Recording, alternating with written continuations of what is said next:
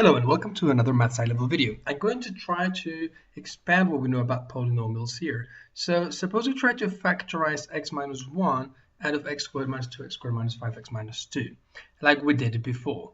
Now, I warn you, it's not going to work. Let's see what happens if it doesn't work. I want you to see what happens if it doesn't work so that if it happens to you, you can recognize what's going on. So I make multiplication, x times x squared, etc. and so forth, and then I factorize my my coefficients in the following way that I did before. So I get ax cubed plus b minus a times x squared plus c minus bx minus c, and we know that it has to be equal to the fully expanded polynomial.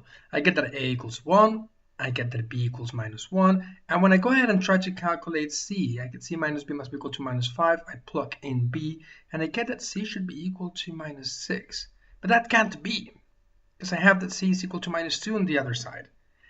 This is what happens. It's just not going to work this way, because x minus 1 is not a factor.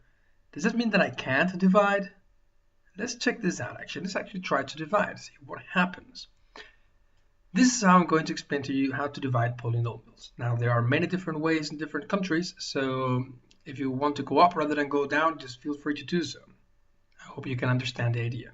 If I divide this polynomial by x minus 1, right, it's going to be the same thing as if I divide 25 by 8. I put 3, then I get 24, subtract, and it means that 1 is my remainder. That's going to be the important thing to keep in mind. 1 is my remainder. So we're going to do the same thing.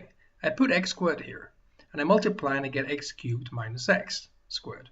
I subtract that thing from the top, and now doesn't cancel out, but these things become minus 2x squared plus x squared, so minus x squared, and the rest I just copy it because I'm subtracting 0.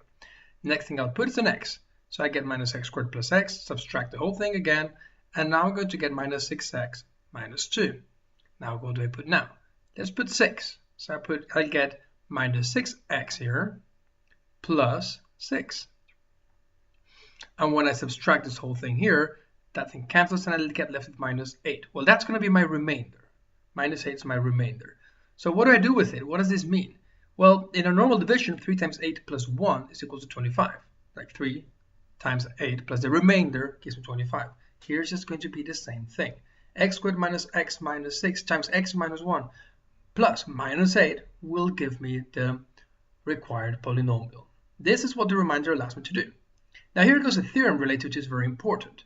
If I'm going to divide by a polynomial, ax minus b, okay, so in this case x minus 1, like that's going to be b will be equal to 1, a equal to 1, so b divided by a will be equal to 1. If I substitute that into the polynomial itself, what I get is going to be the remainder of the division. So I wouldn't have to do it at all. I can calculate the remainder automatically simply by using the remainder theorem. And here comes another theorem that you should know, but this one is kind of irrelevant. Essentially, if the remainder is 0, then it means that it's a factor, that I can factorize using it. That's all it's saying. Okay, so that will be the factor theorem. Now think about it. X plus 1 means that b is minus 1. And again, if I substitute my polynomial with minus 1, I'm actually going to get 0. Minus 1 minus 2 plus 5 minus 2, and that's equal to 0.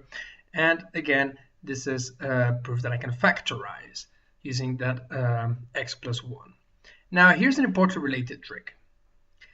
A root of a polynomial is a number that I substitute in the x and I get 0, right? So here I have x squared minus 3x plus 2, and the roots are, I can calculate them by solving the quadratic. So they will be 3 plus or minus square root of 9 minus 8 divided by 2. Hence the solutions will be 1 and 2. Those are the roots. Those are the values of x for which that polynomial gives me 0. But it means I can factorize it. And I'm not going to factorize it, but what I'm going to check out is whether if I add the roots together, I'm going to get 3. It's the same thing that if I take the second element of the polynomial, change the sign, and divide it by the other one. And if I multiply the roots, I get 2.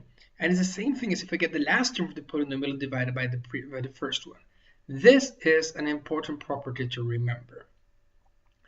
For the multiplication, you just take the last one divided by the first one. For adding the roots, you take the second one, change the sign, and divide by the first one. Thank you very much for watching. Goodbye.